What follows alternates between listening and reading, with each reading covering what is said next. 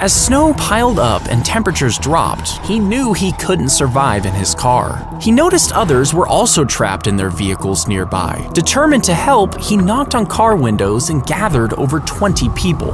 But they needed to find shelter fast. Using a brake pad from a car, he smashed the glass door of a school. Inside, they found warmth, food, and a safe place to wait out the storm. He even left a note apologizing for the break-in, explaining their situation. The man saved 20 lives that night, ensuring that everyone was safe from the blizzard.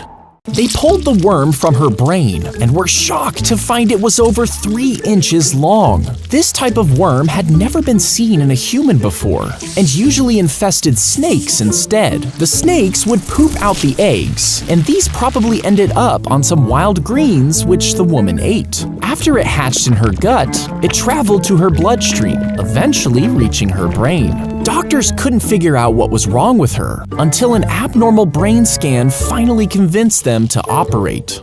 He made the first cut, with his hands trembling in the freezing cold. Just days before, he had diagnosed himself with appendicitis, stranded in the middle of an Antarctic expedition with no help in sight. To survive, he assigned tasks to his team. Some held a mirror, others handed him tools, and all stood ready in case he passed out. As the surgery progressed, the reflection in the mirror became too disorienting, so he relied only on touch. After nearly 2 exhausting hours, he successfully removed his appendix and stitched himself up, pulling off one of the most extreme self-surgeries ever.